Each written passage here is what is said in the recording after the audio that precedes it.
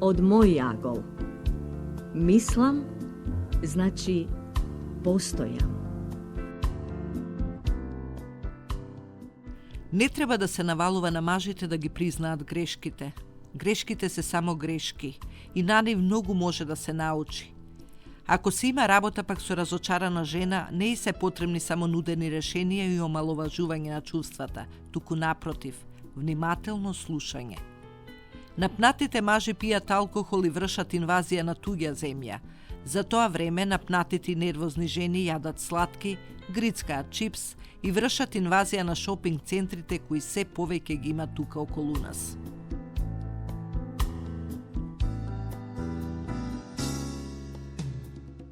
Треба да се зборува за сопствените проблеми.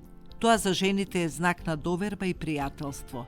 Сепак, кога со мажите се дискутира за проблемите, не треба да се прекинуваат и наведуваат на помисла дека грешат. На овој начин тие се чувствуваат како губитници. Се искачуваат на собствената карпа и размислуваат додека дојда до вистинското решение. Во вакви мигови жената е само вишок. Кога се под стрес, мажите едноставно молчат. Жената чувствува дека молчењето значи отфрлање или несакање. Не треба да се обранува многу внимание на тоа. Вообичаено како и се друго, и тоа ќе помине. Што и да е, ќе помине, велиме. Жената не го остава мажот затоа што е незадоволна од тоа што тој може да и го понуди и обезбеди, туку пред се затоа што е емотивно неисполнета.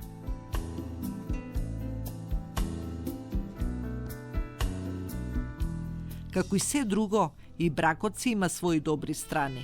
Учи на дисциплина, на верност, на трпеливост, на толеранција, на компромис, на воздржаност и други слични нешта, што не се многу потребни ако сте во еднина. Познато е дека мозокот на мажот ги пропушта деталите. Скенирањата откриле дека во состојба на одморање се исклучени најмалку 70% од неговата, да ја наречеме, мозочна активност. Гледано од страна, тие повеќе сакаат убавина, отколку ум. Многу подобро гледаат, отколку што размислуваат.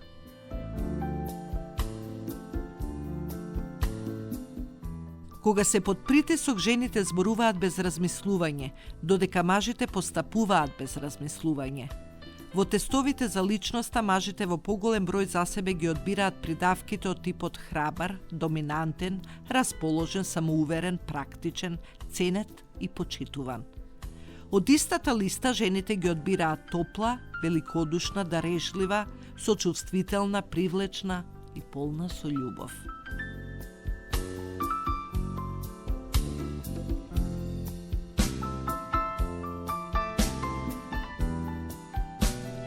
Треба да се биде пред се пријател со жената.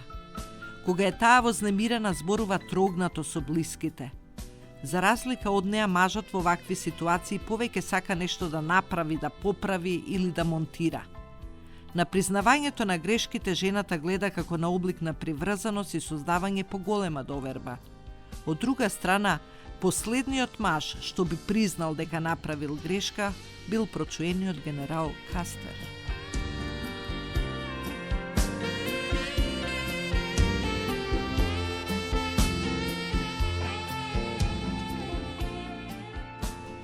Кога е под стрес или притисок, жената што го минува времето со мажот го чувствува како награда. Таа едноставно тога сака да разговара. За мажите пак, самиот разговор е некој вид на мешање во процесот на решавање на проблемите и во такви ситуации најчесто сака да биде сам и да гледа во празно.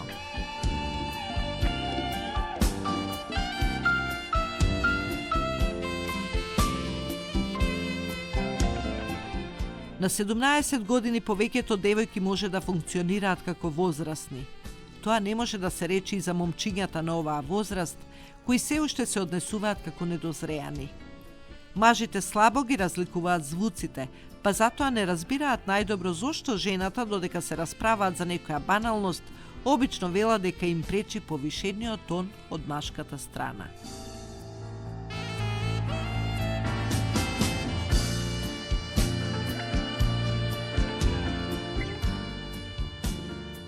За жената разговорот има цел да се изгладат односите, а не да се решат проблемите. Треба да се остават едноставно да зборуваат. За мажите, например, е сосема нормално помалку да зборуваат или воопшто да не зборуваат. Ова е јасно, ако се знае дека мажот просечно во текот на денот изговара околу 7000 комуникацијски зборови за да ја пренесе својата порака. Во ова влегуваат изговорените зборови, промените во тонот на гласот, како и говорот на телото. Жената пак употребува повеќе од 20.000 зборови.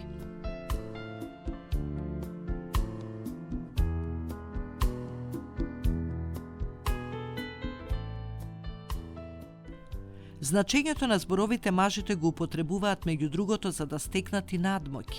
Размислувањето на глас жената го сваќа како знак на пријателство и сочувство. Ако жената сака да казни, таа едноставно не зборува. Мажите тоа го нарекуваат третман на молчење. Кога жената ќе се закани дека нема да проговори за ова или она, тоа би требало сериозно да се свати, а не како обична шега.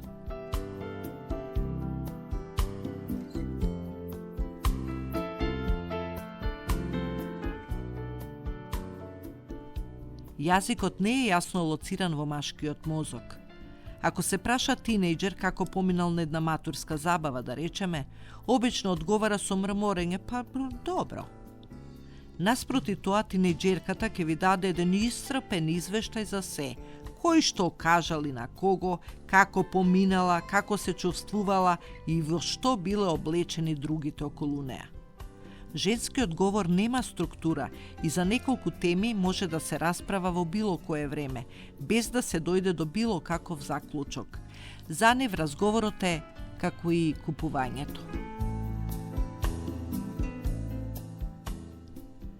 За мажите разговорот е повикување на фактите и телефоните ги гледаат како орудие во комуникацијата за пренесување на факти и информации на другите, додека за жената телефонот е видна средство за зближување.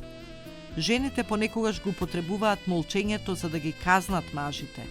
Не сваќаат дека тие во принцип го сакаат молчењето. Така, непотребниот разговор мажот го сваќа како пречење во процесот на решавање на проблемите и многу повеќе сака да гледа во далечината и во зеленилото. Но кога работата бара просторни способности и математичко резонирање, мажите и понатаму доминираат.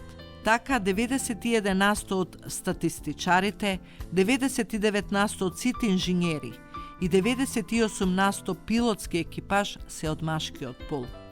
Некаде околу 90% од жените имаат ограничена способност за снаоѓање во просторот во споредба со просечниот маж. Затоа тие имаат голема мака да програмираат видеоплеер или нешто слично.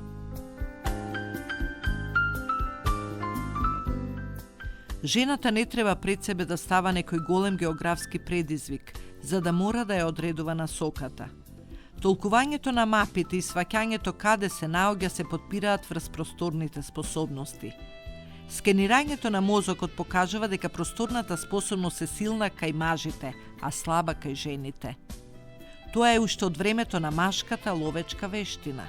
Сепак, во целина жените имаат побезбедно возачко досие од мажите, колку за утеха.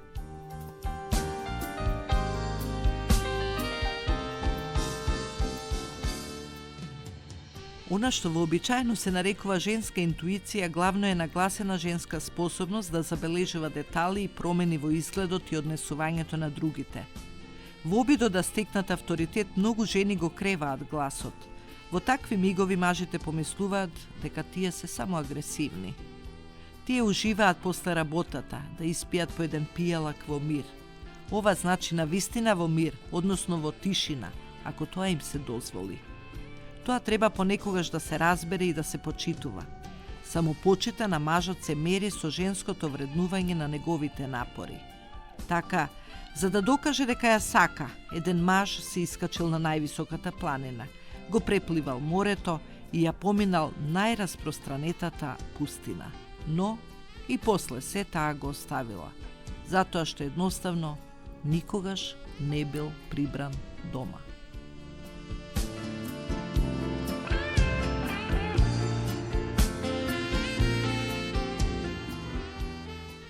Ако сте жена што работи во традиционална машка хиерархија, постојат само две можности.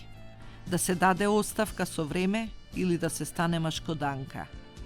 Жената најмногу цени ако со гестови и звуци се покаже дека е слушана и разбрана, а не само ако и се нудат решенија. Таа го толкува значењето на тоа што е кажано врз основа на интонацијата на гласот и говорот од спротивната страна.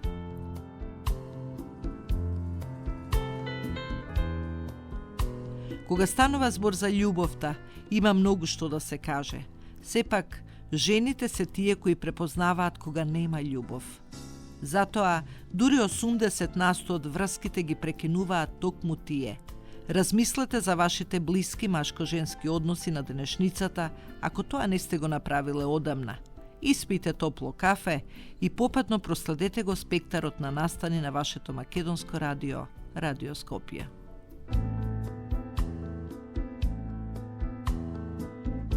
Од мој агол.